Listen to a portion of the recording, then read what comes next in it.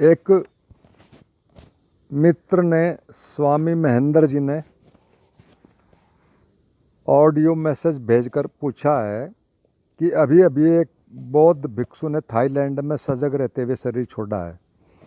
इस पर आप क्या कहते हैं, थोड़ा से डिटेल में बताएं। और साथ ही साथ एक और अन्य मित्र ने भी, ऋषम दियोल जी ने भी कमेंट करके इस विषय में पूछा है। अभी अभी 2 दिन पहले एक वीडियो वायरल हुआ इंटरनेट पर, जिसमें एक बौद्ध भिक्षु शरीर छोड़ता हुआ दिखाई दे रहा है। वीडियो 6 मिनट की है, 6 मिनट 7 सेकंड की।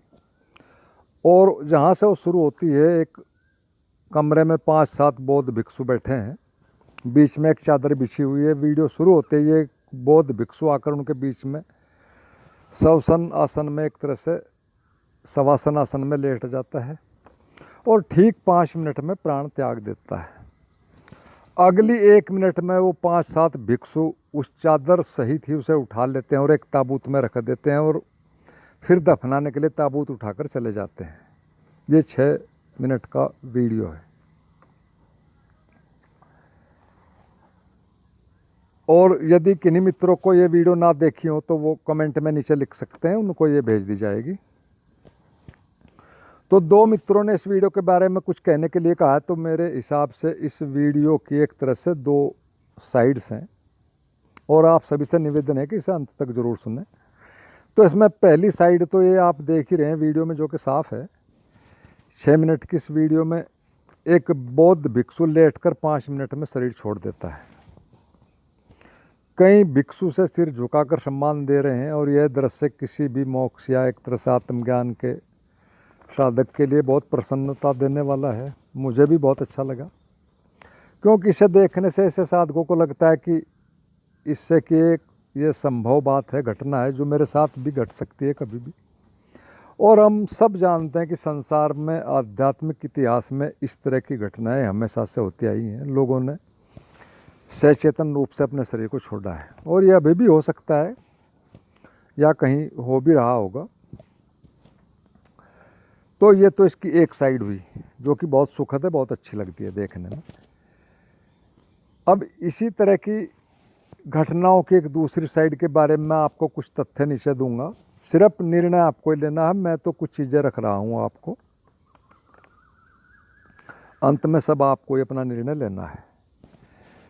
तो इस घटना से जुड़े हम थोड़े से कुछ तथ्यों पर एक तरह से बात करते हैं, बातों को समझते हैं, तो फिर आपको निर्णय लेने में एक तरह से सुविधा रहेगी। सबसे पहली बात तो ये है, वीडियो को देखने से ही हमें सोचना चाहिए कि जिस भिक्षु ने शरीर छोड़ा वह पूरी तरह हष्टपुष्ट है। उम्र मुश्किल से 50 के आसपास है। जो वीडियो का आप ध्यान से देखोगे तो एक तरह से आपको पता चल जाएगा। और माना कि वह उपलब्ध है, तो ऐसी क्या ज़रूरत आन पड़ी थी कि वो शरीर को छोड़ रहा है, वह भी सीधा ही आकर, न किसी से बातचीत, न कोई उद्देश्य बताना, ना कोई अंतिम समय में कोई अपना अनुभव बताना, ना कोई काम की बात बताना। जबकि उपलब्ध साधक हमेशा से जब शरीर छोड़ते हैं, जब उन्हें लगता है कि अब शरीर आगे नहीं चल सकता, तब छोड़ते हैं। ओशो ने ऐसे ही छोड़ा, स्वयं भगवान बुद्ध ने इस तरह ही छोड़ा। और ये तो बौद्ध धर्म की भी मान्यता है और सभी धर्मों की है कि शरीर हम मांग कर लाते हैं, शरीर वैसे ही नहीं मिलता, बड़ी मुश्किल से मिलती है मनुष्यों ने। जब तक ये तब तक इसका उपयोग करना चाहिए, हम मांग कर लाए थे। इसको छोड़ना भी अकारण एक तरह की गलत बात मानी जाती है, ये कोई अच्छी बात नहीं मानी जाती। और ये तो छूट ही जाना, वैसे भी इसमें इतनी जल्दीबाजी क्या है। तो एक तो पहली बात तो है कि वो चुपचाप आते हैं और सारा काम ही कर देते हैं, उसमें कोई कहना सुनना बताना कुछ नहीं है। दूसरी बात, गहरे साधक हमेशा से, या कोई सिद्ध भी जो ऐसी क्रियाएं की हैं जिन्होंने, चाहे वो बुद्ध रहे हों या ओशो या और लोग भी, उन्होंने अकेले में अपने कमरे में चीज़ें की हैं, क्योंकि ये बहुत संवेदनशील घटनाएं होती हैं, एक ही बार होती हैं जीवन में, और ये इस तरह पब्लिकली नहीं होती। ओशो ने भी जब शरीर छोड़ा तो उनके कमरे में एक ही व्यक्ति था, और जब ओशो कुछ दूर तक चले गए शरीर छोड़ने की प्रक्रिया में, तो वो व्यक्ति एक तरह से रोने लगा था, जैसा मैंने पढ़ाया, आप सब ने पढ़ा होगा। और ओशो तुरंत बाहर वापस आए थे और उन्होंने कहा था कि this is not the way, और फिर वो दोबारा उसको चले गए थे, शरीर छोड़ दिया था। और उसमें एक झटका भी लगा था उनके सिर में, देखा होगा आप जिन लोगों ने, एक झटका लगकर वो फिर शांत हो गया था शरीर, जबकि इसमें ऐसा कुछ नहीं होता है, सिर्फ बस हाथ गिर जाता है छाती से और बस। और ऐसे ही बुद्ध भी थे, वो भी एक पेड़ के नीचे पीछे चले गए थे।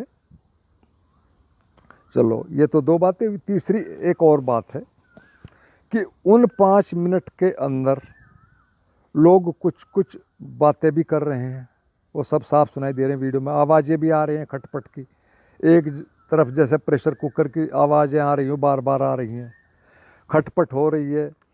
और इससे तो ऐसा होता कि जैसे वो श्योर ही हैं कि छोड़ ही देंगे या उनका कोई ये रोज़ का काम हो।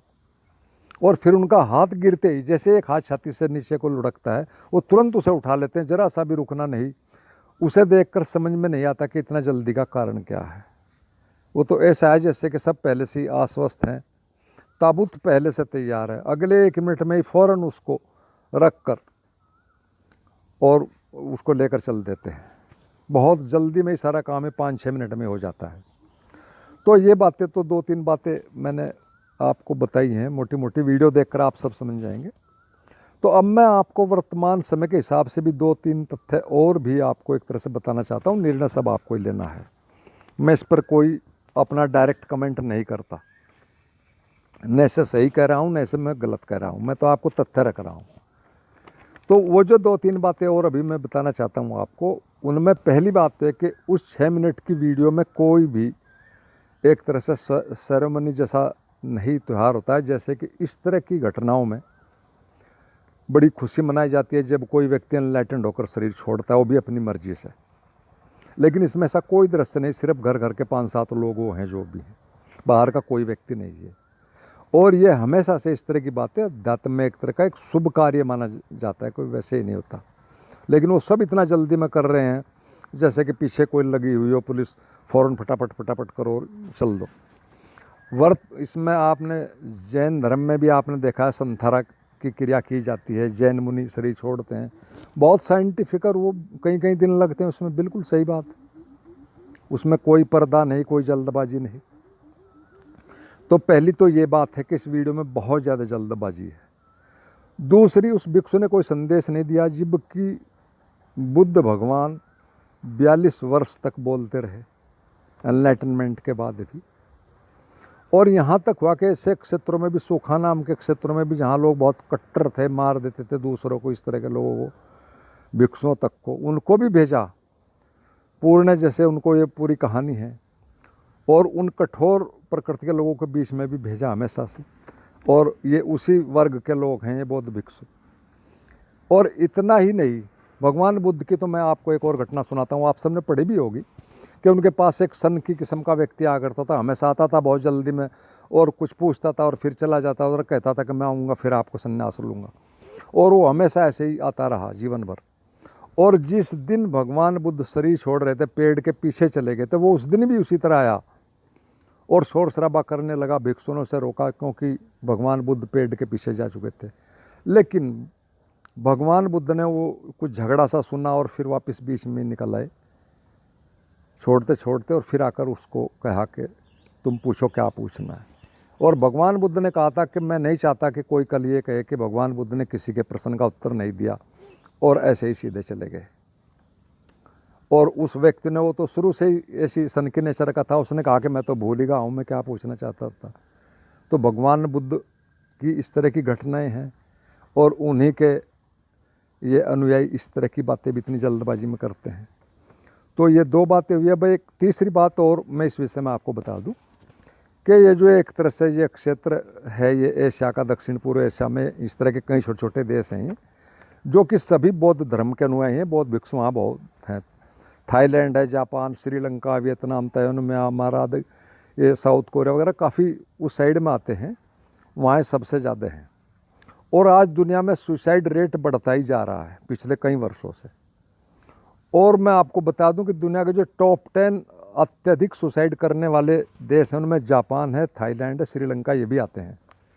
और थाईलैंड में तो आंकड़े इस तरह के हैं, सरकारी आंकड़े भी इंटरनेट के में, कि हर 8 मिनट में कोई न कोई सुसाइड का प्रयास करता है। वो सफल होना हो वो बात नहीं है, वहाँ इतनी ज़्यादा है। ये थाईलैंड के, जापान है वो ऊंची उसमें है स्थिति में, टॉप 10 में।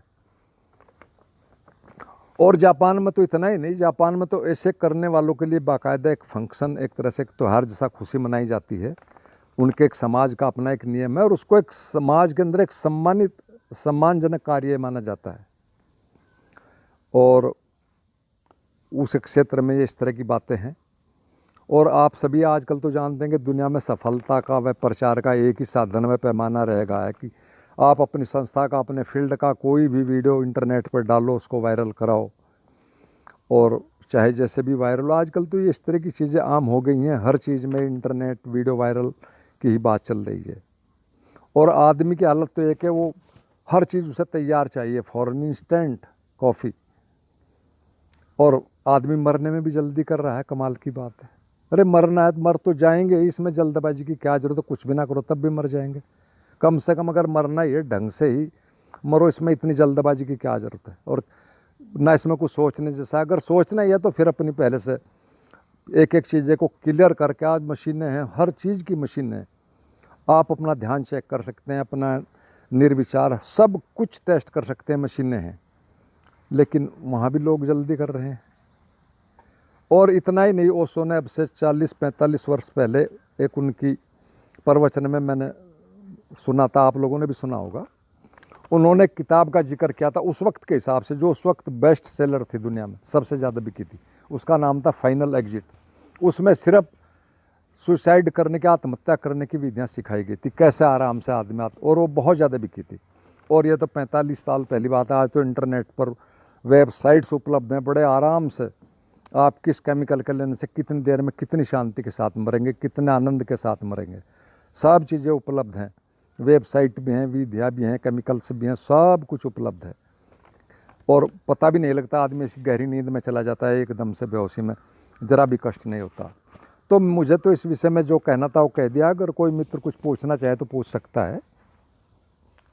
और मैं तो अपने एक तरह से इस चैनल के माध्यम से पिछले 4 साल से एक साइंटिफिक प्लेटफार्म की बात कर रहा हूँ। कई वीडियो इसी पर बनाई हैं, मशीनों के बारे में बताया है, ओशो सन्यासियों के लिए भी एक तरह से 6 वीडियोज़ बताई हैं, ओशो के कोट्स भी दिए हैं। और ये भी कहा कि हम एक साइंटिफिक प्लेटफार्म बनाएं, सब चीज़ें क्लियर हों, गोल मोल ना चलें। लेकिन 5-7 मित्रों ने सिर्फ उसमें थोड़ी रुचि दिखाई है और किसी को नहीं। और आज तो विज्ञान का युग है, एक तरह से सभी बातें साफ साफ होनी चाहिए। ये गोल मोल बातों का कोई मतलब नहीं होता है। तो वैसे ही सब हो रहे हैं, मरना जीना तो चल ही रहा है। चीज़ें साइंटिफिक नहीं होनी चाहिए, बिल्कुल क्लियर होनी चाहिए। हम ध्यान कर रहे हैं, हमें उसमें जल्दबाजी क्या है, जल्दी का ध्यान का तो वैसे ही कोई तालमेल नहीं बनता।